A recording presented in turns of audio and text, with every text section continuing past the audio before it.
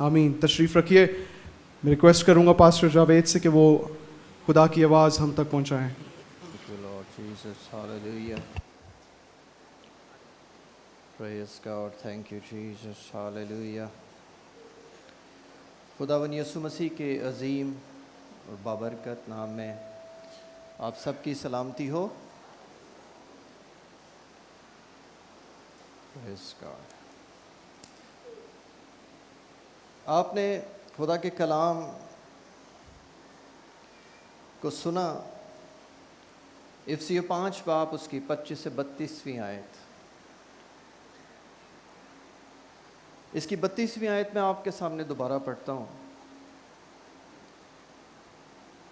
यहाँ लिखा है, ये भेद तो बड़ा है। कौन सा भेद? 31वीं आयत से पढ़ता हूँ दोबारा, वर्स 31। इसी सबब से आदमी बाप से और माँ से जुदा होकर अपनी बीवी के साथ रहेगा और वो दोनों एक जिस्म होंगे। ये भेद तो बड़ा है, लेकिन मैं मसीह और कलीसिया की बाबत कहता हूँ। आमीन।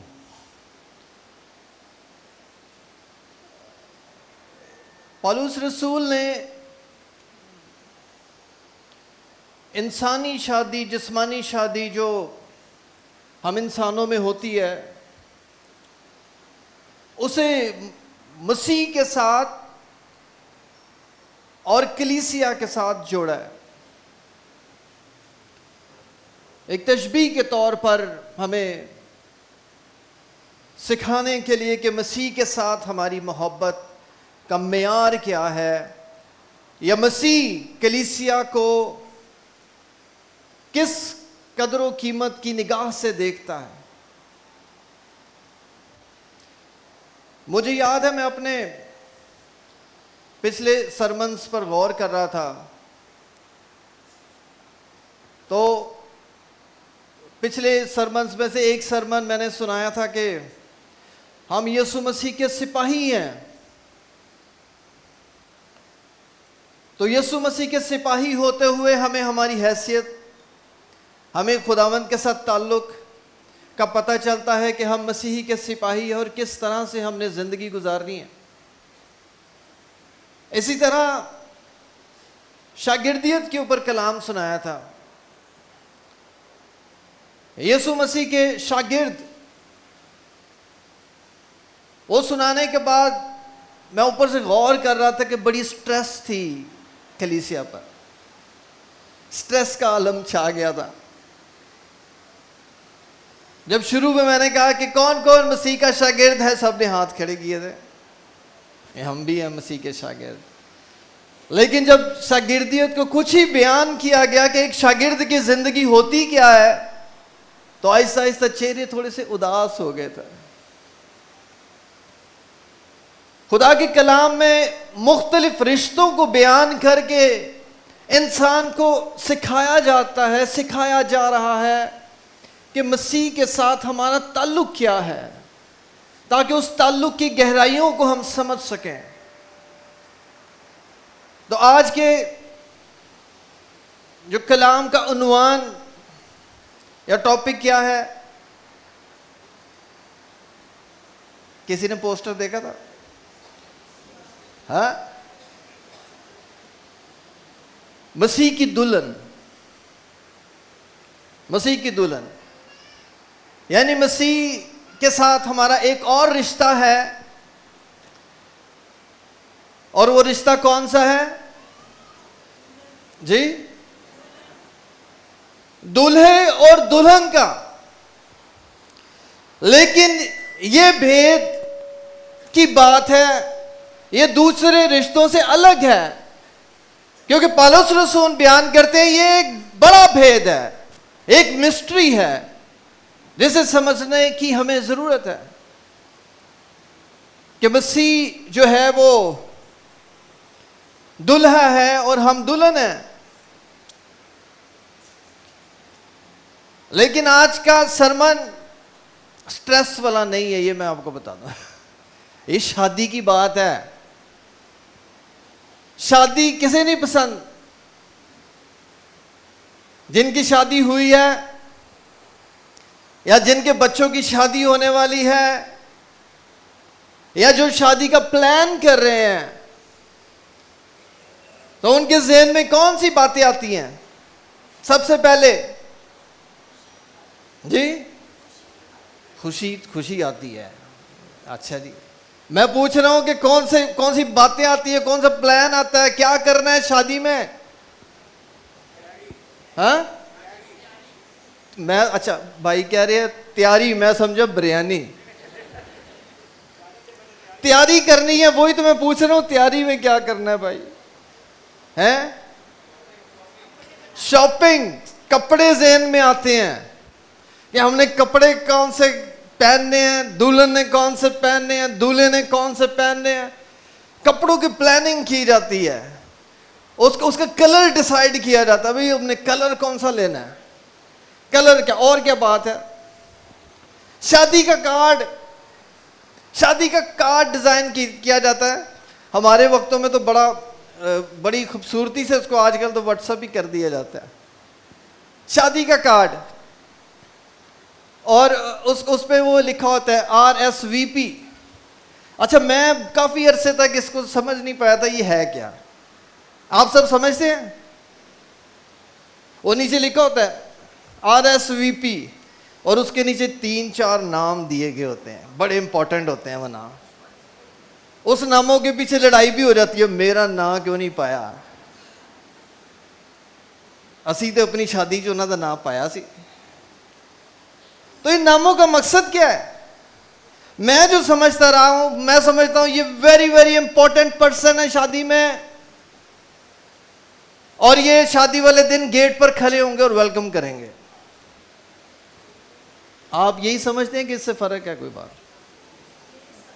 यही समझते हैं, लेकिन बात इससे फर्क है। ये एक फ्रेंच जो है जुबान का लफ्ज है, मुखफ़फ़ है, 4 लफ्जों का, वो तो मैं बयान नहीं कर सकता, पढ़ नहीं सकता मैं फ्रेंच को, लेकिन इसका मतलब ये होता है कि भाई जब कार्ड वसूल कर लो तो हमें कॉल करके बताओ आपने आना है या नहीं, और किन को बताओ? जिनके नाम नीचे दिए गए हैं, ये बताओ। अच्छा छोड़ें इस बात को, और बताएं शादी में क्या होगा जी? खाने के डिशेस, कौन सा मेन्यू होगा, कौन सा शादी हॉल होगा, फूल कौन कौन से लगाएंगे, फ्लावर सेटिंग क्या होगी, तस्वीरों वालों का क्या बंदोबस्त होगा, वीडियो कौन बनाएगा, और क्या चीजें, डीजे वाला भाई भी एक होता है, डीजे वाला। फिर मेल मिलाप है शादी में, खुशियां हैं, रिश्तेदार दूर दराज से आते हैं, वो भी खुशी से है, ढोल की थाप पर उनका इस्तकबाल किया जाता है, वेलकम किया जाता है, कजन्स आपस में मिलकर खुशियां मनाते हैं, और सालों साल इंतजार होता है कुछ फैमिलीज में, इस बेटी की शादी है। तो आज का सरमन इसी से ताल्लुक रखता है, आपने टेंशन में नहीं आना। पौलुस रसूल ने इस शादी के अहद को, जो जिस्मानी शादी का अहद है, इसको मसीह के साथ जोड़ा है, मसीह और मसीह की दुल्हन यानी कलीसिया, क्योंकि एक भेद और एक बड़ा भेद है, इसे दुनिया गलत सोच के साथ देखती है और यह हमारे लिए समझना में मुश्किल है। फर्ज करें मैं कहूंगा इन बहनों से, क्या आप मसीह की दुल्हन हैं? आप क्या कहेंगी? हैं, ये खुशी से कबूल करेंगे। यही बात मैं इधर अगर आदमियों से कहूंगा, क्या आप मिसेस जीसस हैं, तो इनको शर्म आएगी, मिसेस जीसस, या हम दुल्हन कैसे हो सकते हैं? क्योंकि ये भेद की बात है, ये भेद की बात है। दीगर मज़ाहब में इस बात को लेकर के मसीह दूल्हा है और कलीसिया दुल्हन है, बड़ी गलतफहमियां पाई जाती है। आपको पता है, वो समझते हैं कि जो क्रिश्चियंस में कैथोलिक नन्स हैं जो शादी नहीं करती, वो बेसिकली मसीह का इंतजार कर रही हैं कि उनके साथ मसीह की शादी होनी है, जो कि ये गलत कॉन्सेप्ट है। और ये नन्स का भी कॉन्सेप्ट नहीं है, ये क्रिश्चियनिटी में ये कॉन्सेप्ट नहीं है। वो तो ये है कि अपने आप को मसीह के लिए मुकम्मल तौर पर जो है उसके हाथों में सौंप देना कि हम शादी भी नहीं करेंगे बल्कि हम सारी जिंदगी मसीह की खिदमत करेंगे। ये बात है, वो ये बात है। मैं बीए का स्टूडेंट था, तो किसी एकेडमी में बीए की इंग्लिश की तैयारी कर रहा था। आप जानते हैं शायद कि बीए और एमए का जो इंग्लिश का कोर्स है उसमें क्रिश्चियनिटी भरपूर तरीके से पाई जाती है। देखने वाला समझने वाला समझता है, कईयों को नहीं पता चलता पाकिस्तान में। मसीहत की बहुत बात है, दबे लफ्जों में, खुले तौर पर, क्योंकि वो क्रिश्चियन राइटर्स ने लिखी हुई हैं वो किताबें। अब जो हमारा प्रोफेसर था वो पढ़ाने के बाद कोई 5 मिनट आखिर में वो लेता था कि ये जो बात हमने आज सीखी है कि मसीहत में ये होता है, और उसे लेकर वो अपने मजहब के साथ जोड़ता ताकि कोई शख्स भटक ना जाए, कोई मसीहत की तरफ कोई रिसर्च ना करनी शुरू कर दे, कुछ इस तरह से। और एक दिन उन्होंने ये बताया, इसी दूल्हे दुल्हन की कोई बात थी कि मसीह दूल्हा है और कलीसिया दुल्हन है। गलत तरीके से उसने स्टूडेंट्स को बताया कि जब मसीही आएंगे तो औरतों के साथ साथ आदमियों के साथ भी वो शादी करेंगे। ये एक गलत कॉन्सेप्ट पाया जाता है दीगर मज़ाहिब में। इसीलिए पौलुस रसूल ये कहते हैं कि ये भेद क्या है, ये भेद बड़ा है, ये भेद बड़ा है। फिर आदमी अपने बाप को और मां को छोड़ेगा, पहले ये वर्ड्स उन्होंने बयान किए और फिर उन्होंने कहा ये भेद बड़ा है।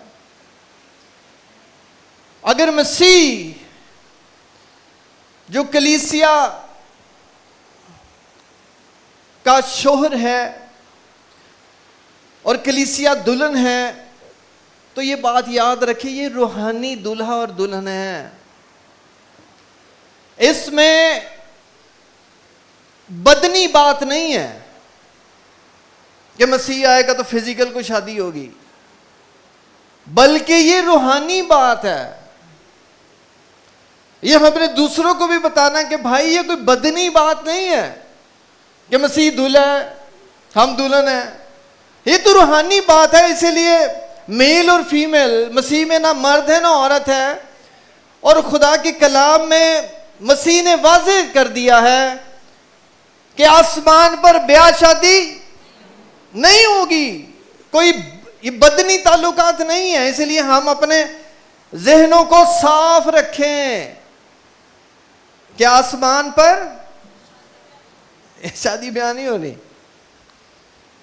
इसीलिए मसीह ने कलीसिया को अपनी दुल्हन कहा है, क्योंकि ये रूहानी बात है। इसीलिए मुझे अपने आप को दुल्हन देखते हुए कोई वो शर्मिंदगी नहीं है, क्योंकि मैं बदनी तौर पर थोड़ी, मैं तो रूहानी तौर पर मसीह की दुल्हन हूं। और मसीह ने कहा ना मसीह में मर्द है ना औरत है, हम सब बराबर हैं मसीह की नजर में। और मर्द अपने बाप को मां को छोड़ेगा, तो क्या मसीह ने कुछ अपनी जिंदगी में ऐसा छोड़ा है कि वो अपनी दुल्हन के साथ रहे, दुल्हन को खरीद ले, दुल्हन को ले ले? क्या मसीह ने ऐसा कुछ किया है? कहां किया? आसमान को छोड़ा और जमीन पर आ गया और एक कुंवारी मरियम से पैदा हुआ और इस जमीन पर रहा। मसीह ने आसमान को छोड़ा और इंसानी बदन इख्तियार करके वो अपनी दुल्हन के लिए, अपनी रूहानी दुल्हन के लिए वो ज़मीन पर आया।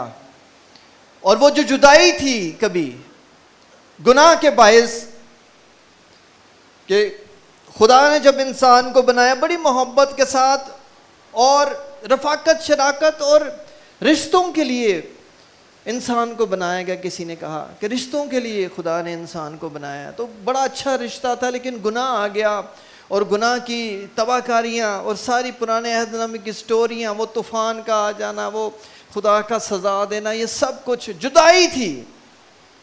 शरीयत का नज़ूल हो गया, कलाम उतर आया, खैमा इज्तिमा बन गया, हैकल बन गई है, लेकिन वो जुदाई पूरी नहीं हुई है। रसूमात मौजूद है वहां पर, रिश्ता मौजूद नहीं है। रसूमात, कुर्बानियां, इबादत, गीत, कलाम सब कुछ मौजूद है, रिश्ता मौजूद नहीं है जब तक यीशु मसीह नहीं आए। तो यीशु मसीह के आने से खुदा के साथ वो रिश्ता बहाल हुआ है। मसीह ने जब कहा तमाम हुआ, तो हैकल का पर्दा क्या हुआ? हैकल का पर्दा फट गया खुदा के साथ। फिर एक रिश्ता जुड़ गया इंसान का। तो मसीह का ज़मीन पर आना, जहाँ पर यह निजात है और बड़े काम हैं, वहाँ पर रिश्तों को जोड़ना भी है, रिश्तों को जोड़ना भी है। मैं आपके लिए 2 हवाले पढ़ता हूँ ताकि हम इस दुल्हा को और बेहतर तौर पर जान सके और इस भेद को और बेहतर तौर पर जान सके। यूहन्ना की इंजील उसका 3 बाब 29वीं आयत में आपके लिए पढ़ देता हूँ। इसमें यूहन्ना बपतिस्मा देने वाले की गवाही है। वो कहते हैं कि मैं मसीह नहीं हूं, बल्कि लिखा है जिसकी दुल्हन है वो दूल्हा है। यानी वो क्या क्या इकरार करें, दूल्हा कौन है? और मसीह को बतौर दूल्हा सबसे पहले जो बताने वाले हैं वो यूहन्ना बपतिस्मा देने वाले हैं। उन्होंने इंट्रोड्यूस करवाया कि ये दूल्हा है।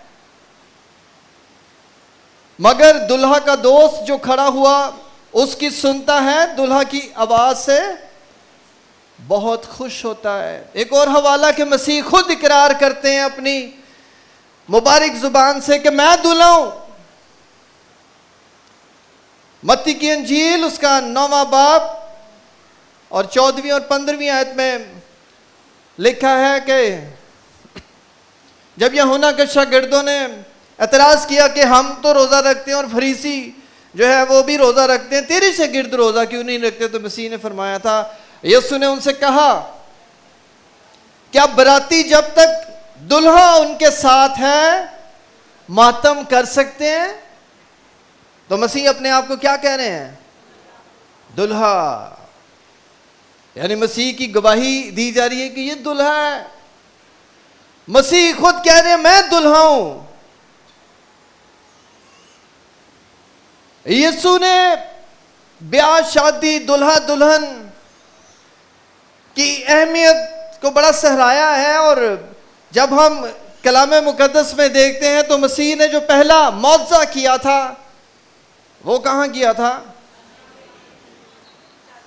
काना गलील में एक शादी में।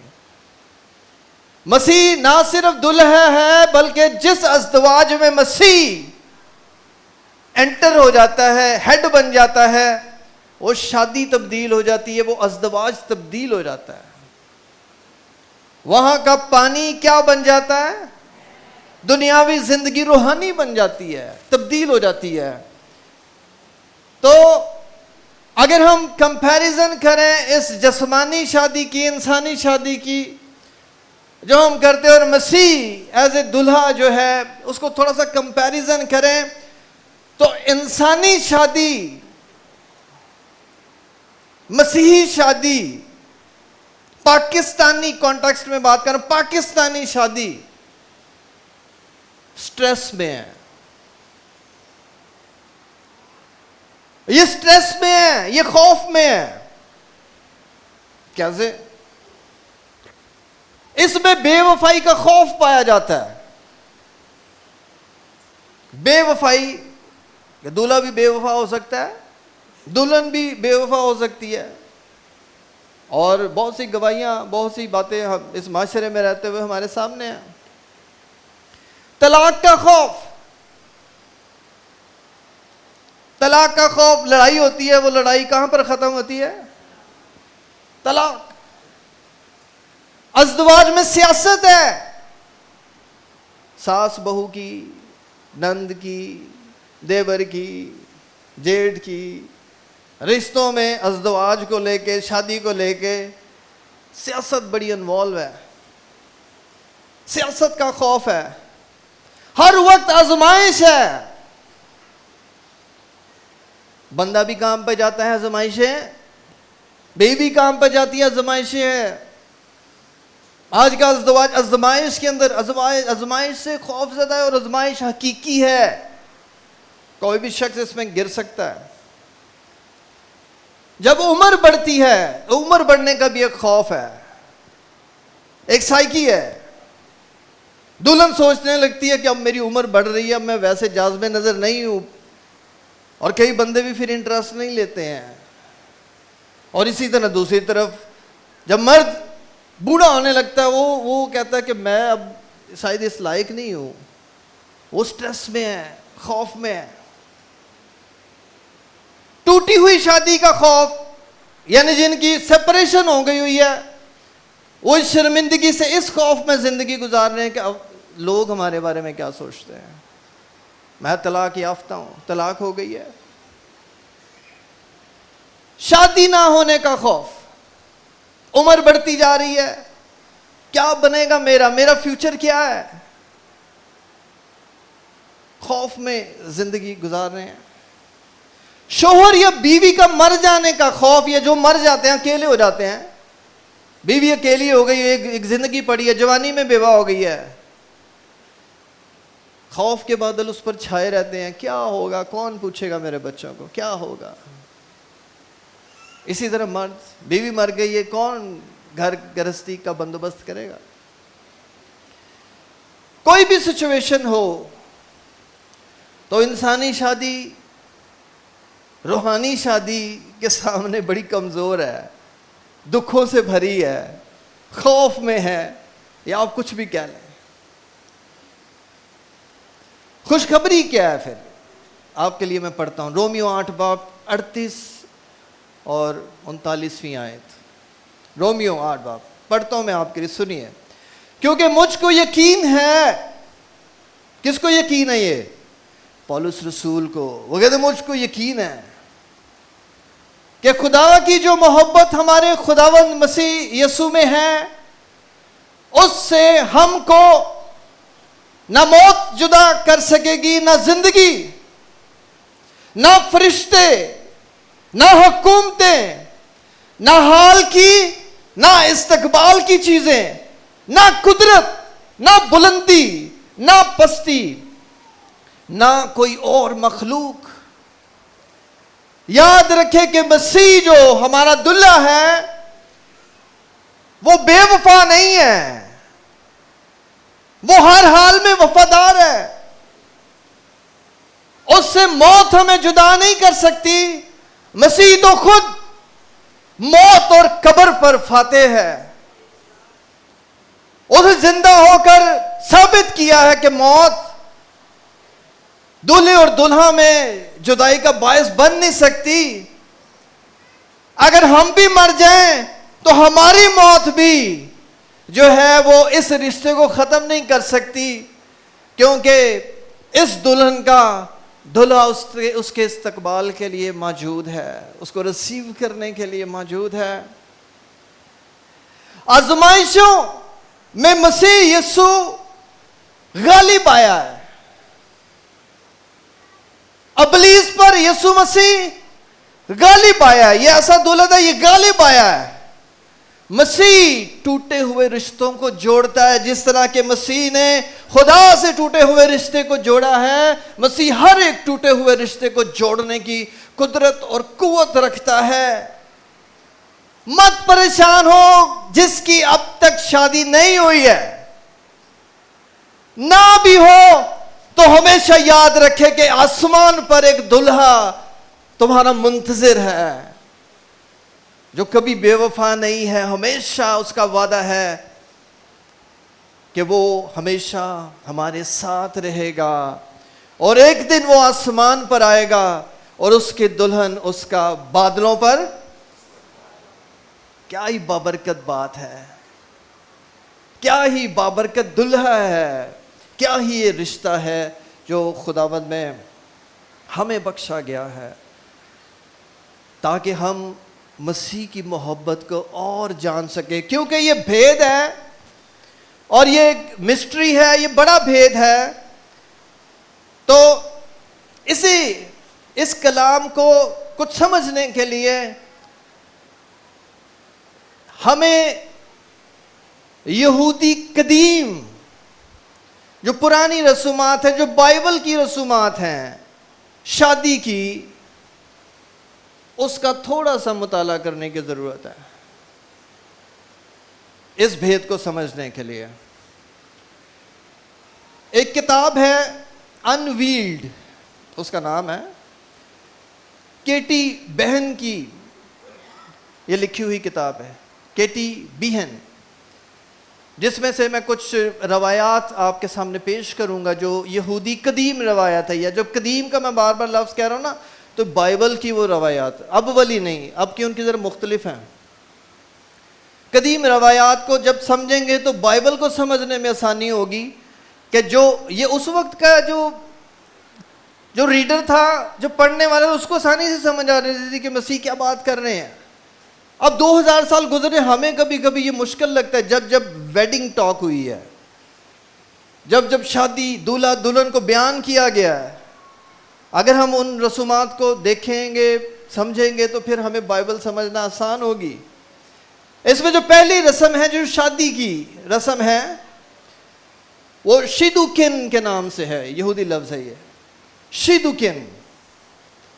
शिदुकिन का मतलब क्या है?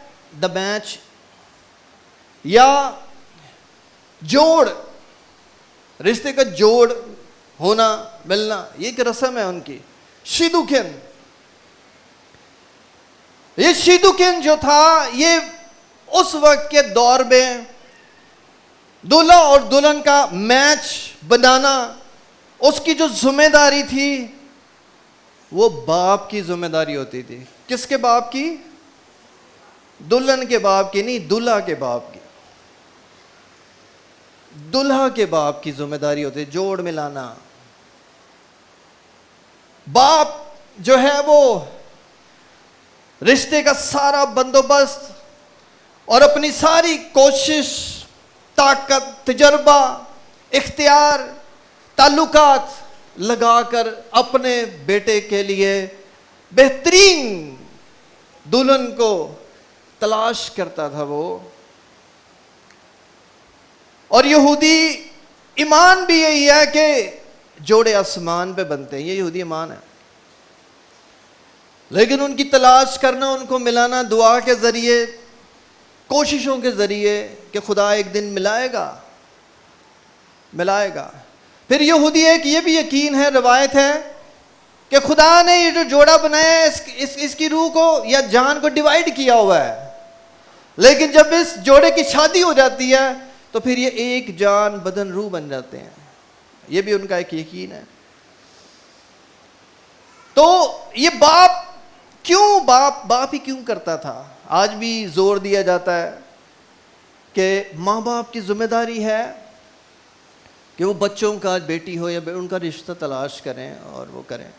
आज भी जोर दिया जाता है कि माँ बाप की जिम्मेदारी है। तो भी बाप क्यों करता था? बाप इसलिए करता था, इसकी बहुत सारी वजूहात हैं क्यों बाप क्यों करता था। सबसे पहली वजह, नौजवान सिर्फ अपने जज्बात पर फैसले करते हैं। क्या फैसले करते हैं? किसी को पहली नजर में देख लो, पहली नजर में ही क्या हो गया जी? पहली नजर में इश्क हो गया है। कोई नहीं पता उसकी फैमिली बैकग्राउंड क्या है, उसमें काबिलियत क्या है, उसकी प्योरिटी क्या है, उसमें क्या क्या गुण पाए जाते हैं, नहीं, पहली नजर में देखा तो ये फैसला कोई अच्छा है? ये अच्छा है? ये जज्बात में खतो खाल को देखकर, बालों को देखकर, आंखों को देखकर, किसी भी चीज को देखकर फैसला कर लेना मैंने इसे शादी करनी है। वो उस दौर के, आज से 2000 साल पहले की बाप की मैं बात कर रहा हूँ, यहूदी बाप की। वो उनके जहन में था कि ये जो बच्चा है मेरा, ये कोई सही फैसला नहीं कर पाएगा, क्योंकि ये तो जज्बात के फैसला होगा। इसके पास कोई तजर्बा नहीं है कि किस तरह से एक अज़दवाजी जिंदगी गुजारी जाती है और किन किन बातों का ख्याल रखा जाता है। दूसरा, आने वाली दुल्हन जो है वो खानदान में एक एडिशन होती थी, और उस वक्त में एक घराने का एक ही कारोबार होता था, यानी वो कुछ भी करते थे मिलकर करते थे। पूरी फैमिली, उसमें मर्द और औरतें दोनों ही काम करती थी, दोनों ही काम करती थी। मैं क्या कह रहा हूं? दोनों ही काम करती थी। मर्द भी काम करता था, औरत भी काम करती थी, ससुर भी काम करता था, सास भी काम करती थी, और घर गृहस्थी का सिलसिला चलाया जाता था।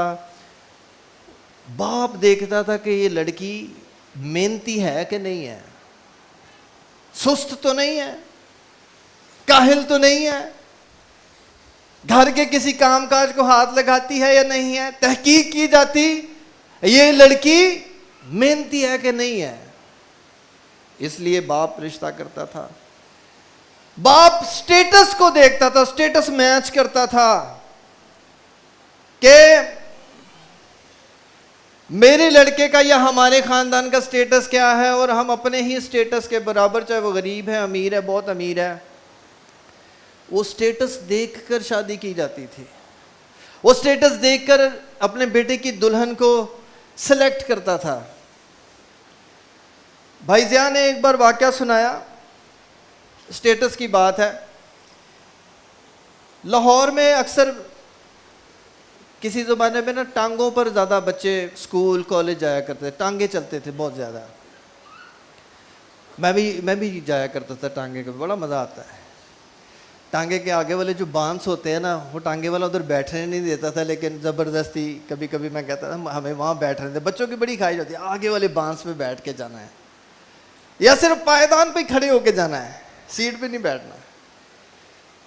तो भाई ज़िया ने बताया कि एक लड़की ने, शायद वो कॉलेज की थी या, लेकिन वो शादी की उम्र को थी, उसने उस टांगे वाले से मोहब्बत कर ली और टांगे वाले से शादी कर ली। स्टेटस, और बाद में गालबन वही बच्ची या उसके घर वाले पास्टर साहब से बयान कर रहे होंगे कि क्या हुआ, क्या फिर उनके साथ, उस बच्ची के साथ फिर हुआ क्या है।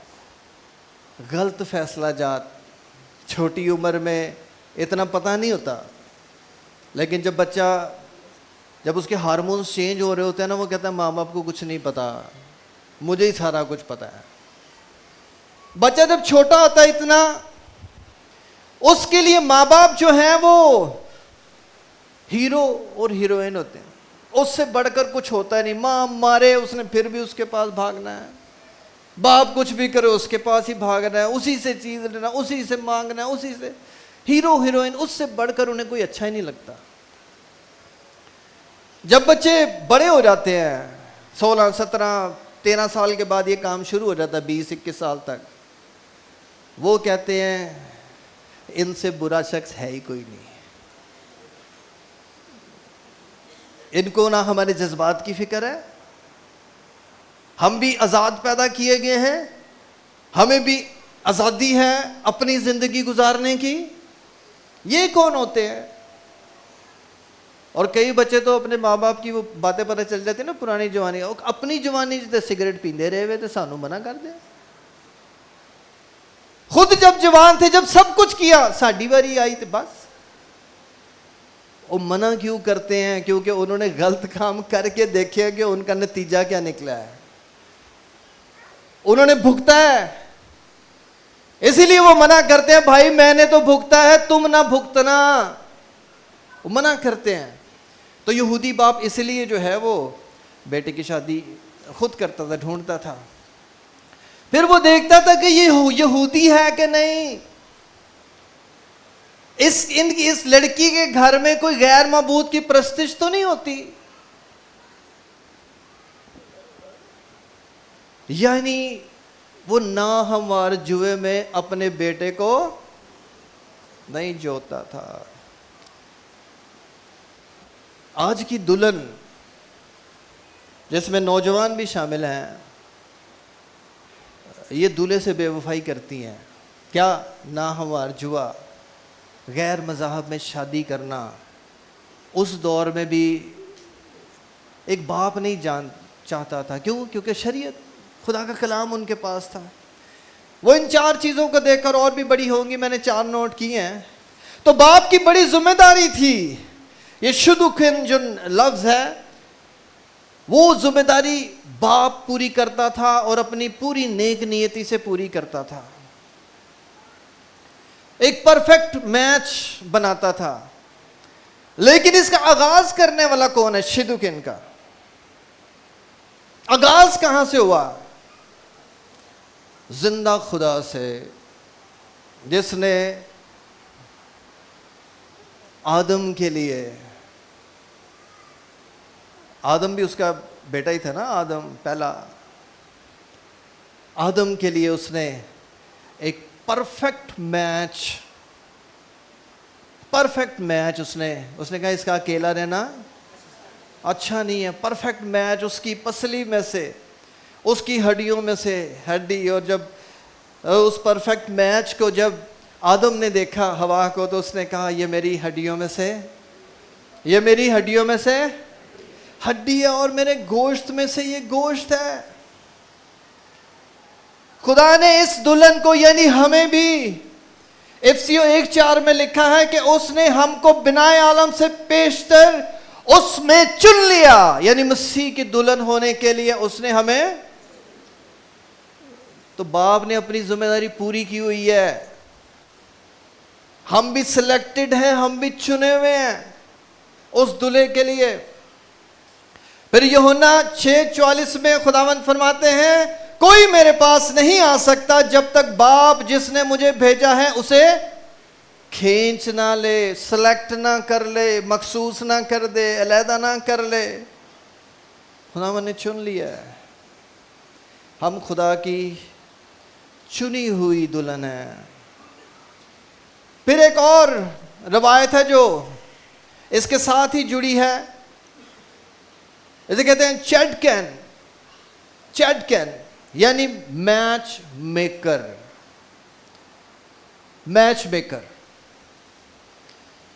यानी पहला मैच खुदा करता है, लेकिन इंसानों की भी कुछ जिम्मेदारी है। जहां पर बाप फेल हो जाता था,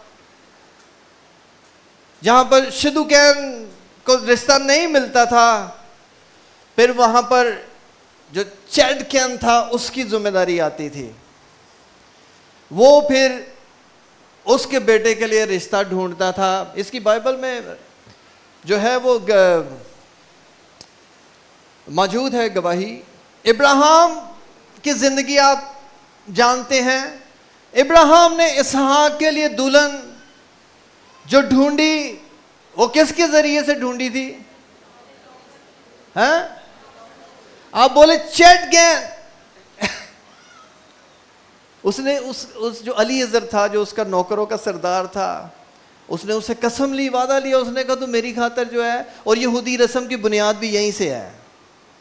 जो यहूदी रस्म ये जो मैं बता रहा हूँ मैच मेकर की, ये इब्राहिम से वो लेते हैं कि अलीअज़र गया है। और ये स्टोरी आप वाकिफ़ हैं कि अलीअज़र ने जो है वो जाकर इसहाक के लिए रिबका को तलाश किया है, रिश्ता मांगा है और उसके बेटे के लिए दुल्हन लेकर आया। रोमियो 10:14 में एक आयत है जो हमें भी एक चैलेंज देती है। क्या चैलेंज देती है? कि हम भी चटकन की जिम्मेदारी निभाएं, इसमें कुछ ना कुछ हिस्सा डालें ताकि किसी का भला हो सके। और यहाँ क्या लिखा है रोमियो 10:14 में? बगैर मुनादी करने वाले के क्यों कर सुने। यानी अगर कोई मुनादी ना की जाए, उस दूल्हे का बताए ना जाए, तो उसके लिए दुल्हन कहाँ से आएगी। दुनियावी तौर पर भी किसी का मैच करवाने में मदद करना, यह भी एक नेकी है जो चर्च ने ये काम शुरू किया हुआ है। किसी का जोड़ करवाना, मैच मेकर बनना। हमें भी जहाँ तक हो सके इस चैलेंज को लेना चाहिए। हालात नासाज हैं, बुरे हैं, वक्त अखीर है, रिश्तों की कमी है, यानी बराबर जोड़, मेल, मैच करना ये मुश्किल हुआ है मावालिदैन के लिए। तो यहाँ पर जो मैच मेकर है, जो ये जोड़ने वाला है, इसका बड़ा किरदार है। और इसका किरदार कलीसिया में भी होना चाहिए कि किसी ना किसी तरह से कोई मैच हो जाए। लोग डरते हैं क्यों? बुरा बनना पड़ता है, खौफ है कल ਨੂੰ कुछ हो गया तो की होएगा, मैनू ही पूछणगे कुड़ी वाले भी। और होता भी ऐसे ही है। अच्छा, इस तरह प्रोफेशनल उस दौर में भी थे और आज भी है ये शादी जोड़ करवाने वाले। लेकिन क्या ही खूबसूरत बात है कि कलीसिया में की जाए। और रूहानी बात, मुनादी ना की जाए तो कौन मसीह को दूल्हा कबूल करेगा। मसीह की दुल्हन का मसीह के साथ जोड़ करवाना, यह भी कलीसिया की रूहानी जिम्मेदारी है। यानी सिंपली अगर हम किसी को दावत देते हैं, जो शख्स चर्च नहीं आता, निजात याफ्ता नहीं है, अगर हम उसको कहते हैं कि आपने चर्च आना है, तो ये क्या हो रहा है? आप किसी ना किसी तरह क्या कर रहे हैं? मिलाप कर रहे हैं। तो शटगन से आगे एक रस्म और है जिसे कहते हैं इरोसीन। यहूदी रस्म पुरानी, आज की इसको मंगनी कहते हैं, एंगेजमेंट, मॉडर्न एंगेजमेंट। उस वक्त में और आज भी सुने, जिनकी मंगनियां हो चुकी हैं सुने, या होने वाली हैं सुने। मंगनी ये बदनों का मिलाप नहीं है, मंगनी ये जहनों का मिलाप है। क्या बोला मैंने? मंगनी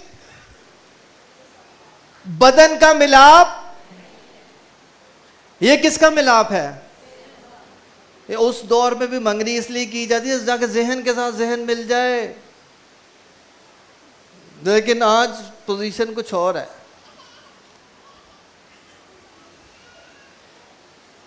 मरियम और यूसुफ की मंगनी थी, और मंगनी एक लीगल एग्रीमेंट होता था, लीगल एग्रीमेंट उस वक्त में। यानी आज के तल की मंगनी नहीं थी कि कोई अंगूठी पहना गया और बाद में तोड़नी हो तो जाके अंगूठी उसके घर वापस कर रहा है, कपड़े भी दे, बस जी खत्म साड़ी। ये एक लीगल डॉक्यूमेंट था, साइन होते थे, अंगूठे होते होंगे कि कोई शख्स खुद से वो मंगनी नहीं तोड़ सकता था, बल्कि उसको एक प्रोसेस से गुजरने की ज़रूरत थी। और यही सेम मंगनी यूसुफ और मरियम की ज़िंदगी में हम देखते हैं कि जब यूसुफ कह रहा था ना कि मैं चुपके से तोड़ देता हूँ, तो खुदा ने मना किया कि चुपके से नहीं तोड़ सकते तुम ये मंगनी। मंगनी चुपके से नहीं टूटती। आगे चलते हैं। इसी एग्रीमेंट मंगनी के साथ एक और रस्म जुड़ी हुई है उनकी, वो है मोहर। मोहर, दुल्हन की कीमत। अब ये बात थोड़ी समझने में, कॉन्टेक्स्ट में, दुल्हन की कीमत मंगनी के साथ जोड़ी जाती, एग्रीमेंट में लिखी जाती। दुल्हन की एक कीमत होती है, मैं तो कहता हूं हर शख्स की एक कीमत होती है, हर शख्स की एक कीमत होती है। हमारे माशरे में, पाकिस्तानी कौमों में एक कौम है जिसे बदनाम किया जाता है कि ये अपनी बेटियों को बेचते हैं, ये अपनी बेटियों की कीमत लेते हैं, और ये बात बड़ी मशहूर है और है भी ऐसा। लेकिन वो अपनी बेटियों को बेचते नहीं है भाई। मैंने एक बड़े पढ़े लिखे शख्स से जो उसी कौम से था, डरते हुए, क्योंकि वो पढ़ा लिखा था, मैंने जुर्रत की कि मैं इससे ये सवाल करूं कि जो आप पर ये इल्ज़ाम है कि जो ये आप इस तरह से इल्ज़ाम है कि आप बेटियों को बेच देते हैं, तो ये कहाँ तक सच है, मुझे मेरी मदद करो, मैं सीखना चाहता हूँ। वो हंस पड़ा। उसने कहा यार ऐसा नहीं है भाई, ये गलत समझा जाता है, ये बदनाम किया जाता है, ये नफ़रत का इजहार किया जाता है। कहता हमारे कबीलों में मुख्तलिफ रवाज हैं, लेकिन जो कीमत ली जाती है, जिस बेटी की जितनी ज़्यादा कीमत होती है, अगले घर में उसकी उतनी ज़्यादा इज्जत होती है। ये उनका कॉन्सेप्ट बता रहा हूं। जितनी ज़्यादा कीमत ली जाती है, अगले घर में जाके उतनी इज्जत। अब ये बात मुझे समझ कैसी आई। बड़े साल पहले मैं टीवी के सामने बैठा हुआ था, एक ड्रामा चल रहा था, वो टेली फिल्म थी, छोटा सा ड्रामा, एक ही किश्त का। उसमें क्या था कि एक गरीब मर्द और एक औरत, यानी मियाँ बीवी, उनकी शादी बड़ी अच्छी चल रही होती है। लेकिन हुआ क्या कि वो जो औरत थी, उसकी बीवी थी, वो थोड़ी गुर्बत से परेशान हो गई। और इसी असना में एक उस इलाके का जो चौधरी था, नवाब था, वडेरा था, वो उसको इन्फ्लुएंस करने लगा, उसकी तरफ वो राग़िब होने लग गई, वो भी राग़िब होने लग गया, उनका सिलसिला चल पड़ा। क्योंकि उस बंदे की बड़ी हैसियत थी, बड़े नौकर चाकर, गनमैन, ये वो। बात यहां तक पहुंच गई कि एक दिन उसने कहा मैं तुझे लेने आ रहा हूं घर पे। इतनी जुर्रत उसकी। वो कहता मैं घर पे लेने आ रहा हूं, तैयार रहना, और अपने बंदे को भी कहना कि उधर ही रहे। वो बीवी बंदे को बताती, वो बंदा बड़ा रोता है, वो उसकी मिन्नत समाजत करता है, ये तू क्या कर रही है, तू ना कर ऐसे। वो ये कर ही रोता है, दस्तखत हो जाती है दरवाजे पे, दरवाज़ा खुल जाता है, उसके गार्ड्स वगैरह, वो अंदर आ जाता है। वो कहता है चल भी मैं तुझे लेने आ गया हूँ। वो तैयार खड़ी होती है,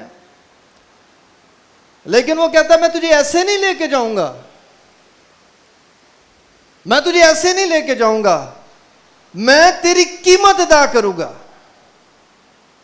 और उसके बंदे की तरफ देखता है, उसको कहता है हाँ भाई बता तेरी बीवी की क्या कीमत है, क्योंकि हम बड़ी ऊंची जात के हैं, हम तो ऐसे नहीं, तेरे एहसान पर नहीं, तू बता इसकी कीमत क्या है।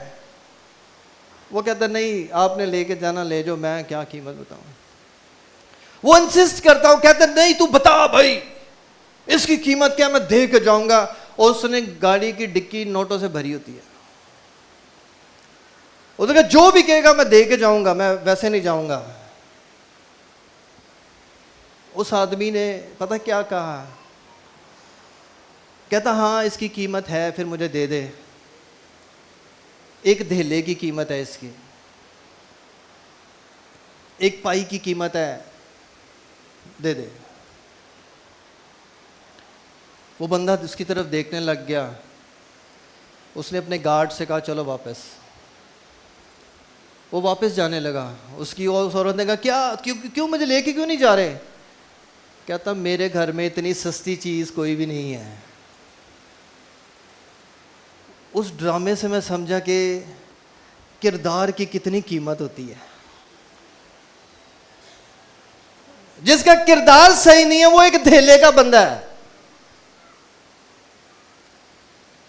और जो किरदार में एक नंबर है उसकी कीमत वो अनमोल है। तो यहूदी कल्चर में दुल्हन को खरीदा जाता था, उसकी कीमत लगाई जाती थी 3 बातों को सामने रख के। उसकी प्योरिटी को देखकर, उसके गुण, उनके उसमें गुण क्या क्या है, कीमत फर्क होती थी ना हर किसी की।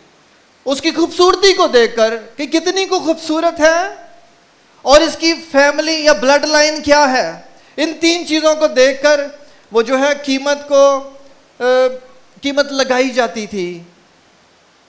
इससे क्या होता था कि दुल्हन जो कीमत अदा करनी हो, दुल्हन की कदर और कीमत बताने के, वो जो दूल्हा उसको दे रहा है उसके नज़दीक ये होती थी कि मेरे नज़दीक तेरी बड़ी कदर और कीमत है, इसलिए मैं ये कीमत अदा कर रहा हूँ। दूल्हा कमिटमेंट को जाहिर करता है कि मैं सिर्फ कीमत ही नहीं अदा कर रहा, ये मेरी कमिटमेंट को जाहिर करती है कि मैं अगली ज़िंदगी में भी तुझे सुखी रखूँगा, तेरी हर एक ज़रूरत का ख्याल रखूँगा। वो दुल्हन को इज्जत देने के लिए एक कीमत अदा करता है। वो दुल्हन के माँ बाप की मदद कर रहा होता है। शादी के खराजात हैं, दुल्हन ने तैयारी करनी है मंगनी के बाद, वो खराजात कहाँ से, चलो उनकी मदद होगी। एक माइंड में ये भी बात होती थी। फिर खानदान मिलकर काम करते थे। अब लड़की वालों के घर में से तो एक फर्द की क्या हो जानी है, कमी हो गई ना, उनको तो खसारा होगा। वो इसलिए मदद करता था, इसलिए कीमत अदा की जाती थी, ताकि उनका कुछ ना कुछ उनकी सपोर्ट हो सके। फिर इब्राहिम की तरफ आपको लेके जाता हूँ। अलीअज़र खाली हाथ चला गया था। ये रवायत कहाँ से आई है? ये इब्राहिम से हैं। वो ऊंटों के ऊपर क्या लेके गया था साथ? हाँ, सोना, चांदी, कपड़े, ये सारी चीजें। वो क्या था? वो मोहर था। इसहाक की बीवी की कीमत अदा कर उसको खरीदने के लिए वो मोहर था। और वो वहाँ पर गया और उसने ये कीमत अदा की। और फिर याकूब की जिंदगी में देखें, याकूब क्या लेके गया था, मुझे बताएं। हाँ हाँ, नहीं समझ नहीं है, क्या लेके गए थे? खाली लाठी। तो अच्छा याद रखें, मोहर सिर्फ रुपया पैसा नहीं है, अक्सर ज्यादातर यही है। अब याकूब गया है, वो खाली हाथ बेचारा। अब उसको पसंद आ गई है। कौन पसंद आ गई है? राखेल पसंद आ गई है। अब उनकी वो डील हुई होगी, यकीनन डील हुई होगी। हाँ भाई क्या होगा? तो वो कहता होगा मोहर किधर है भाई तेरा? डील क्या हुई है कि तू 7 साल काम करेगा तो फिर दुल्हन मिलेगी तुझे। तो याकूब ने 7 नहीं बल्कि कितने साल मोहर अदा किया? 14 साल। दाऊद नबी ने क्या मोहर अदा किया था साउल को? ये बताइए, ये सवाल मुश्किल है, हैं? नहीं, थोड़ा सा गलत है। हाँ, दाऊद नबी को अलहदा टास्क दे दिया गया, क्योंकि बादशाह की बेटी थी। दाऊद तो उसको मोहर दे नहीं सकता था, गरीब आदमी। उसके लिए अलहदा टास्क था। उसको कहा गया 100 फलस्तियों की खलड़ियां यानी स्किन उतार के लेकर आनी है। तो दाऊद ने कितनी लेके गया था वो उसने कहा कि ऐसी बात है तो फिर मैं 200 लेके जाऊंगा। क्यों? क्योंकि तेरी बेटी की कदर कीमत मेरे नज़दीक बहुत ज़्यादा है। 100 खलड़ियों की नहीं है, 200 खलड़ियों की है। आदम ने क्या दिया था खुदा को या अपनी दुल्हन को? है मुश्किल से मुश्किल सवाल होता जा रहा है।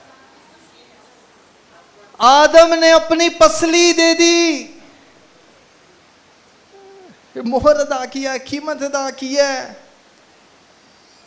पहला कुरिन्थियों 6:20, हम अपने दूल्हे की तरफ आते हैं कि उसने क्या अदा किया है। पहला कुरिन्थियों 6:20 में लिखा है तुम कीमत से खरीदे गए हो। मुकाशवा 5:9 में लिखा है क्योंकि तूने ज़िबा होकर अपने खून से हर कबीले और हर अहले जुबान और उम्मत और कौम में से खुदा के वास्ते लोगों को, यानी अपनी दुल्हन को खरीद लिया है। यीशु के नजदीक इस दुल्हन की बड़ी कदरों कीमत है। किसी दूल्हे ने, आपने देखा कितनी मिसालें दी हैं, इस दूल्हे ने यह बताने के लिए कि मेरे नजदीक मेरी दुल्हन की क्या कदर व कीमत है, उसने अपनी जान दे दी है। होसिया नबी की किताब में बड़ी खूबसूरत मिसाल है, वो यीशु मसीह की तस्वीर नजर आती है उसमें। होसिया नबी, यीशु मसीह ने जो कीमत अदा की है वो हमारी प्योरिटी को देखकर की है। बड़े पाक साफ है ये। हमारी खूबसूरती को देखकर की है, बड़े खूबसूरत और हसीन है ये। हमारी ब्लड लाइन को देखकर की है कि बड़ी अच्छी ब्लड लाइन है इनकी। होसिया नबी एक मिसाल है। होसिया नबी को खुदा ने क्या कहा, किससे शादी कर जाके? बदकार औरत के साथ। ये जब हम उसकी दुल्हन नहीं थे तो हमारी भी हालत वैसी ही थी, बदकार औरत की तरह, जब तक हमने मसीह को कबूल नहीं कर लिया। हम भी बदकार औरत ही थे। बदकार औरत से शादी कर। मैं आपको एक मूवी हाईली रिकमेंडेड करता हूं, अमेजिंग लव। यह होसिया नबी की किताब पर बनी है, अमेजिंग लव। इसे जरूर देखें तो आपको होसिया की किताब बड़ी खुल के वाज़ेह तौर पर एक फिल्मी शक्ल में नजर आएगी। उसमें होता है कि होसिया बदकार से शादी कर लेता है और उसके साथ रहना शुरू कर देता है, लेकिन क्योंकि उसकी फितरत में बदकारी होती है, वो बार बार गुनाह की तरफ राग़ब होती है, वो होसिया नबी को छोड़ देती है। वो जाके अमीर घरानों में अमीर लोगों के साथ रहना शुरू कर देती है। लेकिन एक वक्त आता है जब वो थोड़ी ढलती है, उसे एक घर से दूसरे को बेच दिया जाता है, दूसरे को तीसरे को बेच दिया जाता है। वो बिकते बिकते बिकते चौराहे में गुलामों की मंडी में पहुंच जाती है। और गुलामों की मंडी में जब वो पहुंच जाती है तो दूसरे तो बिक जाते हैं, दूसरी औरतें, मर्द। ये नहीं बिकती, इसकी कोई कीमत नहीं, इसे कोई मुफ्त में ले जाने के लिए तैयार नहीं है। खुदा का कलाम होसिया पे, जा उसको ले। जब होसिया उस फिल्म में दिखाया कि उस मजमे में पहुंचता है तो होसिया के पास जो कुछ भी उसका माल मता होता है वो साथ लेकर जाता है, और वो उसको कोई खरीद नहीं रहा होता, लेकिन वो बेचने वाले, बोली लगाने वाले को कहता है, नहीं, मैं इसकी एक बड़ी कीमत अदा करूंगा। क्यों? क्योंकि इसकी मेरे नजदीक बड़ी कदरों कीमत है। मसीह ने भी यही किया है। और हम किस कौम से ताल्लुक रखते हैं, हम किस कबीले से ताल्लुक रखते हैं, हम कितने को खूबसूरत हैं, कितनी को हमारी ब्लड लाइन है। मसीह ने ये सारी चीजें नहीं देखी, बल्कि उसने अपने आप को हमारी खातिर सलीब पर कुर्बान करके इस बदकार दुल्हन को अपनी दुल्हन बना लिया है। हालेलुया।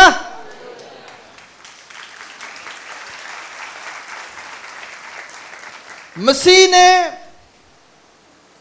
इस दुल्हन को या इस औरत को, जो हम थे, कभी गुनाहों का पहाड़ हमारे सर पर था, खुदा के कलाम में लिखा है मसीह गुनाह बन गया, ऐसा ने अपनी दुल्हन को सिर्फ दुल्हन ही नहीं ली, उसके गुनाह भी ले लिए। वो दुल्हन जो लाखों लाखों लानतों के नीचे धसी थी, मसीह ने अपनी जान देकर सिर्फ उस दुल्हन को ही नहीं ले लिया, बल्कि लिखा है कि मसीह लानती मौत मरा, यानी मसीह हमारी खातर, दुल्हन की खातर लानती बन गया, उसने सारी लानतें उठा ली। लिखा है मसीह कमजोर बन गया, फिर लिखा है मसीह गरीब बन गया, यानी हमारी गुर्बत, रूहानी गुर्बत उसने वो भी ले ली। कमजोर बन गया यानी हमारी सारी बीमारियां ले ली, उसके मार खाने से हम शिफा पाते हैं। तो मसीह ने इस दुल्हन का कफारा अदा किया है। मसीह ने कोड़े खाकर इस दुल्हन को खरीदा है। मसीह ने हाथों में कील ठुकवा कर इस दुल्हन को खरीदा है। मसीह ने कांटों का ताज पहनकर इस दुल्हन को खरीदा है। मसीह ने पसली में भाला खाकर इस दुल्हन को खरीदा है। जिस तरह पसली निकाली गई ना, इस तरह मसीह की पसली भी छेदी गई थी। तो किसी राइटर ने लिखा है कि कलीसिया का आगाज उसी पसली में से हुआ है। आखिरी बात, मतान एक रस्म है। मतान खरीद लेने के बाद एक रस्म है मतान, इसको कहते ब्राइडल गिफ्ट। ब्राइडल गिफ्ट, ये खरीदना, ये मोहर, ये से फर्क है। ये स्पेशल ब्राइडल गिफ्ट है। मैं दोबारा आपको इब्राहिम की तरफ लेकर जाऊंगा, क्योंकि यहूदियों की ज्यादातर रसूमात जो हैं ये बुजुर्ग इब्राहिम से निकली हैं। क्या अलीअज़र ने सिर्फ ऊंटों पर उसके बहन भाइयों को, माँ बाप को वो सोना चांदी कपड़े दिए थे, या दुल्हन को भी कुछ दिया था? क्या दिया था? ये था ब्राइडल गिफ्ट। कड़े और नथ उसको दी गिफ्ट। ये उसको हिदायत दी हो गई कि अगर दुल्हन मिल गई तो ये वाला जो है ना हिस्सा, ये ब्राइडल गिफ्ट है। Bridal gift. तो फिर बात को शॉर्ट करते हुए, क्या मसीह ने भी हमें कोई ब्राइडल गिफ्ट दिया है? सोचने लग गए हैं, क्या मसीह ने भी कोई ब्राइडल गिफ्ट दिया है? जी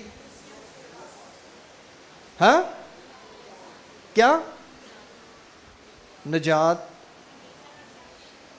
हमेशा की जिंदगी। निजात हमेशा की जिंदगी से बढ़कर मसीह ने गिफ्ट दिया। उसने कहा कि इस दूल्हे का जाना तुम्हारे लिए फायदेमंद है। आपको पता है, मंगनी के बाद वो दूल्हा चला जाता था। एक गैप है यहूदी रस्म में भी, मंगनी के बाद एक गैप है मिलाप में, दूल्हा चला जाता था। मसीह क्या कह रहे हैं? ये वेडिंग टॉक है। मेरा जाना तुम्हारे लिए फायदेमंद है। तो मसीह ने क्या गिफ्ट दिया है? दूसरा मददगार। दुल्हन को उसके रहमो करम पर नहीं छोड़ दिया कि अब ठीक है मंगनी हो गई है, मैंने तुझे एक दिन लेके जाना है, तो बात इधर ही खत्म है। दूसरा मददगार, दूसरा मददगार। पौलुस रसूल फरमाते हैं, तौबा करो और तुम में से हर एक अपने गुनाहों की माफी के लिए यीशु मसीह के नाम पर बपतिस्मा ले, यानी दुल्हन बनने के लिए तैयार हो जाए, बपतिस्मा ले ले, तो तोहफा पाओगे।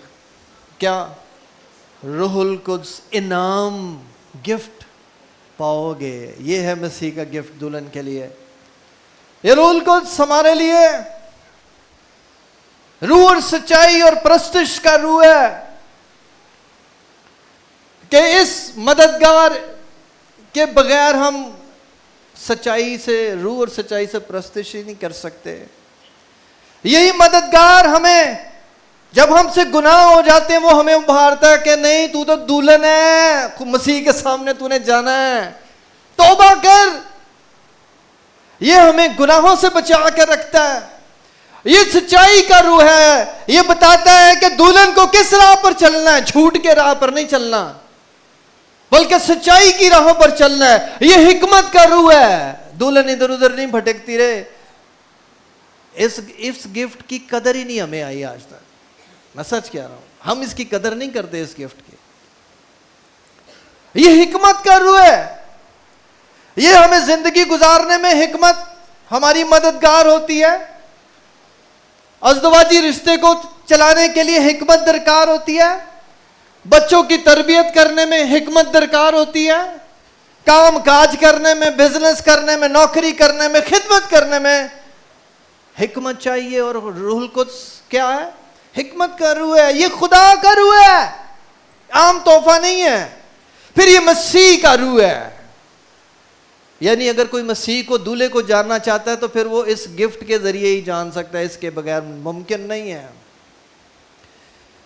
वही है जो हमें कलाम के साथ पानी से गुस्ल देकर और साफ कर कर मुकद्दस बनाता है। ये कलाम में आपको सुनाया गया, पढ़ा गया।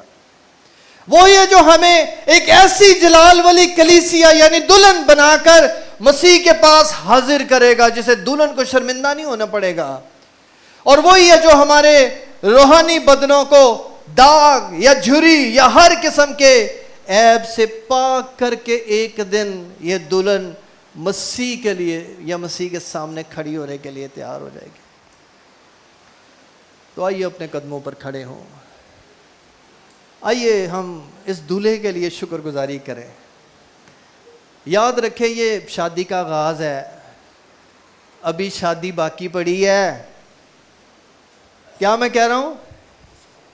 यानी ये सरमन का फर्स्ट पार्ट सुनाया गया है। खुदावन ने अगर फजल दिया, मौका दिया, हम इस शादी में दाखिल होंगे।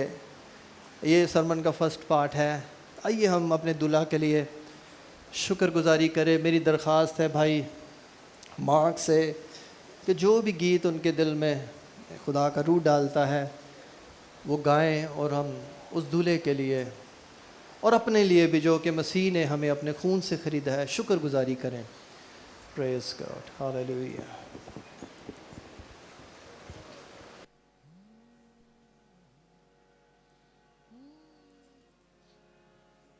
हालेलुया,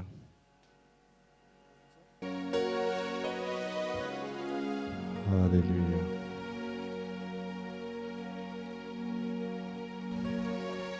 तारीफ। आए उस दूल्हे का इस्तकबाल करेंगे जो हमें लेने को आएगा।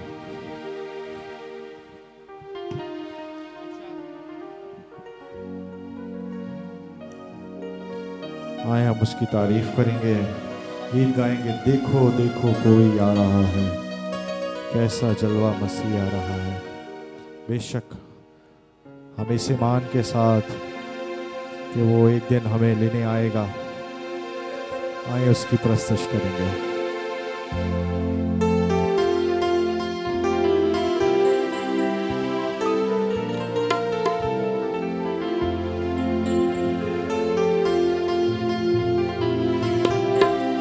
उस कामिल उम्मीद के लिए जो मसीह में हमें हासिल है कि वो अपनी कलीसिया को लेने एक बार फिर आएगा, अपनी दुल्हन को। आए हम अपने उस दुल्हा की तारीफ में उसके नाम को इज्जत और जलाल देंगे।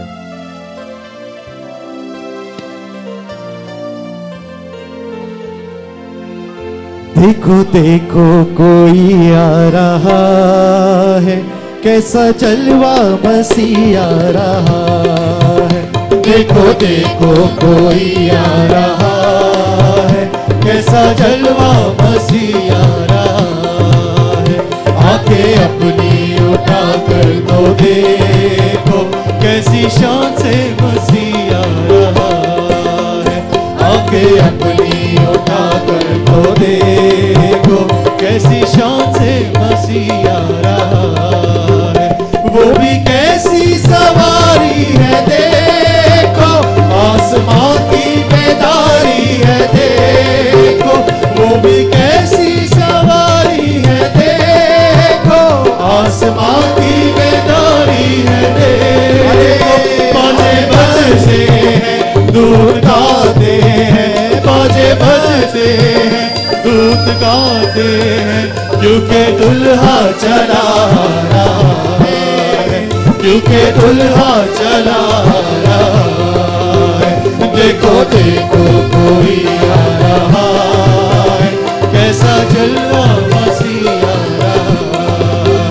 देखो देखो कोई आ रहा है, कैसा जलवा मसीह आ रहा है। अब नहीं है वो कांटों का सेहरा, वो तो पहने हैं दुल्हा का सेहरा।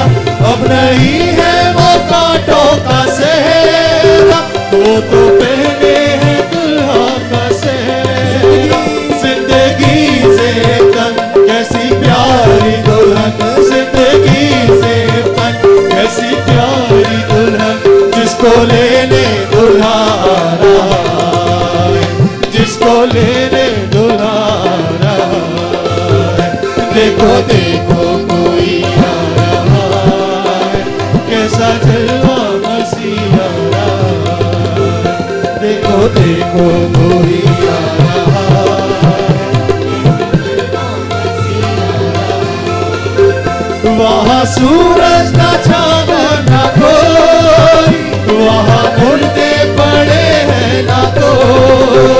वहाँ सूरज ना चांद ना कोई, वहाँ मुर्दे पड़े हैं ना कोई। हम सब डरते हैं और कांपते हैं, हम सब डरते हैं और कांपते हैं। राज करने मसीह आ रहा है, राज करने मसीह आ रहा है। वो देखो देखो कोई आ रहा है, कैसा जलवा मसीह आ रहा है। देखो देखो कोई आ रहा है, कैसा जलवा मसीह आ रहा है। ये दुनिया हमारी मिटेगी, एक नई दुनिया फिर से बसेगी। ये दुनिया हमारी मिटेगी, एक नई दुनिया फिर से बसेगी। सब नया होगा, जग नया होगा, सब नया होगा, जग नया होगा। नया करने मसीह आ रहा है, नया करने मसीह आ रहा है। वो देखो देखो मसीह आ रहा है, कैसा जलवा मसीह आ रहा है। आंखें अपनी उठा कर तो देखो, कैसी शान से मसीह आ रहा है। नीले आसमां के पार जाएंगे, तेरा यीशु रहता वहाँ है। नीले आसमां के पार जाएंगे, मेरा यीशु रहता वहाँ। हम मिलेंगे बादलों पर, हम मिलेंगे बादलों पर। दिखेगा सारा जहां, नीले आसमां के पार जाएंगे, मेरा यीशु रहता वहाँ। नीले आसमां के पार जाएंगे, मेरा यीशु रहता वहाँ। उसका कोई भी वादा ना होगा अधूरा, हर एक वादा उसका होता है पूरा। उसका कोई भी वादा, उसका कोई भी वादा ना होता अधूरा, हर एक वादा उसका होता है पूरा। उसका कोई भी वादा, उसके आने का वादा भी होगा पूरा। देखेगा सारा जहां, उसके आने का वादा भी होगा पूरा। देखेगा सारा जहां। हम मिलेंगे बादलों पर, हम मिलेंगे बादलों पर। देखेगा सारा जहां, नीले आसमां के पार जाएंगे, मेरा यीशु रहता वहाँ। ये विश्वास है मेरा जो होगा पूरा, सपना ये मेरा न रहेगा अधूरा। ये विश्वास है मेरा, ये विश्वास है मेरा जो होगा पूरा, सपना ये मेरा रहेगा अधूरा। ये विश्वास है मेरा, उस उसके संग संग रहेंगे अपने यीशु के, देखेगा सारा जहां। उसके संग हम रहेंगे अपने यीशु के, देखेगा सारा जहां। हम मिलेंगे बादलों पर, हम मिलेंगे बादलों पर, देखेगा सारा जहां। नीले आसमां के पार जाएंगे, मेरा यीशु रहता वहाँ। नीले आसमां के पार जाएंगे, मेरा यीशु रहता वहाँ।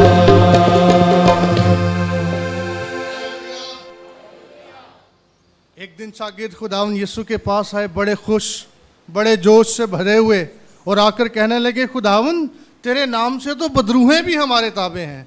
मसीह ने कहा, इस बात से ज़्यादा खुश ना हो कि मेरे नाम से बदरूहें तुम्हारे ताबे हैं, इस बात से खुश हो कि तुम्हारे नाम किताब हयात में लिखे। हालेलुया।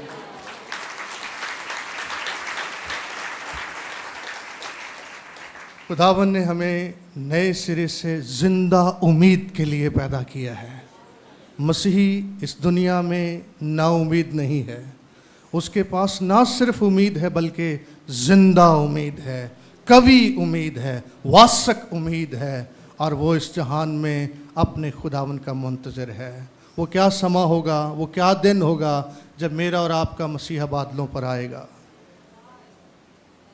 जब पतरस, याकूब और यूहन्ना ने मसीह का दीदार हासिल किया और मूसा और एलिया को देखा तो कहने लगे, खुदावन हमें यहाँ रहना क्या लगता है, अच्छा लगता है।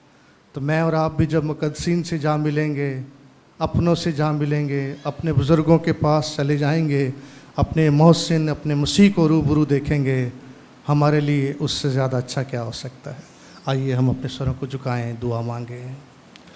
निहायत ही मेहरबान जिंदा आसमानी प्यारे खुदा बाप, आज की सुबह हम तेरा शुक्र अदा करते हैं हमारे ईमान को ताज़ा करने के लिए, हमारी उम्मीद को ताज़ा करने के लिए, हमें ये याद दिलाने के लिए हम तेरे हैं, तू हमारा है और तू हमें लेने के लिए आने वाला है। हम ये दुआ मांगते हैं खुदावन, हमें से हर एक पाक और बेऐब निकले, बेनक्श निकले खुदा, हमारे दाग, झुर्रियाँ और धब्बे हमसे जाते रहें, क्योंकि तेरे बेटे मसीह का खून है जो हमें पाक करता है, जो हमें साफ करता है, जो हमें नया बनाता है और हमें इस लायक करता है कि हम तेरे जलाल का सबब ठहरें। हम तेरी शुक्रगुजारी करते हैं, हमें ये याद दिलाने के लिए कि तू हमें लेने के लिए आने वाला है। हम तेरी शुक्रगुजारी करते हैं, इस जिंदा उम्मीद के लिए तेरी तारीफ़ करते, तुझे मुबारक कहते हैं खुदावंद। और आज सब हमारे दिल यकीनन खुशी से,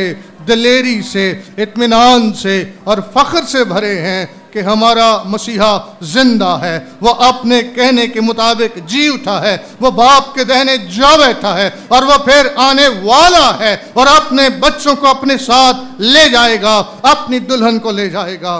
खुदा बाप, हम तेरी शुक्रगुजारी करते, तेरी बरकत चाहते हैं। आज सुबह खुदावन तमाम मुकद्दसीन के लिए तेरे शुक्रगुजार हैं, जो जो दरखास्तें तेरी हजूरी में लेकर आए हैं, जितने नाम तेरे हजूर में लिए गए हैं, सब पर फर्दन फर्दन तेरा रहम, तेरा करम चाहते हैं। खुदावन पाक खुदा, तू कल आज बल्कि अब तक यकसा खुदा है। अपने बच्चों को तसल्ली देकर, अपने बच्चों को तकवीयत देकर, जोर देकर, ईमान देकर खुदावंद रुखसत कर। जहाँ कमी है उसे दूर कर दे, जहाँ घाटा है उसे पूरा कर दे, जहाँ कमज़ोरी है वहाँ जोर दे दे खुदा, और अपना जलाल आश्कारा कर खुदा। तू अपनों पर अपना करम करता और उन्हें नाम बनाम जानता और उनमें तफरीक करता, उनमें इम्तियाज़ करता, उन्हें अपने गला में जमा करता, उनके लिए चारे का इंतज़ाम करता, उन्हें हरी हरी चरागाहों में बिठाता, उनके सिर पर तेल मलता और उनके प्यालों को लबरेज करता, अपने असास से घेरता, अपनी रहमत से घेरता और अपनी रहनुमाई बख्शता है और उनके आगे आगे चलता है। खुदा बाप, हम तेरी शुक्रगुजारी करते हैं इस गल्ला खाना पर तेरी बरकत हो खुदा। इसके चौगिर्द तेरे तहफ़्फ़ुज़ की बाड़ बनी रहे, हर एक एहतियाज तेरी जनाब पाक से पूरी हो। इन हदिया जात और नजरानों पर जो तेरे बच्चों ने तेरे हुज़ूर गुजराने हैं, इन पर तेरी बरकत हो खुदा। और खुदावन इसके इवज़ में तेरा पाक आसमान जो तेरे बच्चों के लिए अच्छा ख़जाना है सदा खुला रहे और कहीं कमी ना आए। खुदावन हम तेरी शुक्रगुजारी करते, तेरी बरकत चाहते और तेरे घर से दुआए खैर और बरकत और सलामती और इत्मीनान और खुशी और शादमानी और फतह और गलबा की दुआ देकर रुखसत करते हैं। खुदा तेरा शुक्र अदा करते हैं अपने मुल्क के लिए, अपने वतन अजीज़ के लिए, इंतज़ाम करने वालों के लिए, सदर मुमलकत के लिए तेरी बरकत, हिकमत, दनाई, मार्फत की रूह मांगते हैं खुदा। और इस मुल्क और इस शहर की सरफराजी और इकबालमंदी और इस्तेहकाम और बरकत की दुआ चाहते हैं खुदा। तेरी शुक्रगुजारी करते तुझे मुबारक कहते हैं, यीशु मसीह के पाक नाम से मांगते हैं। अब हमारे खुदावंद यीशु मसीह का फजल, खुदा बाप की मोहब्बत और रूहुल कुद्स की रिफाकत और शराकत हम सब के साथ और दुनिया के तमाम मुक़द्दसीन के साथ अब से हमेशा तक होती रहे। आमीन आमीन। इबादत बर्खास्त है, आप जा सकते हैं।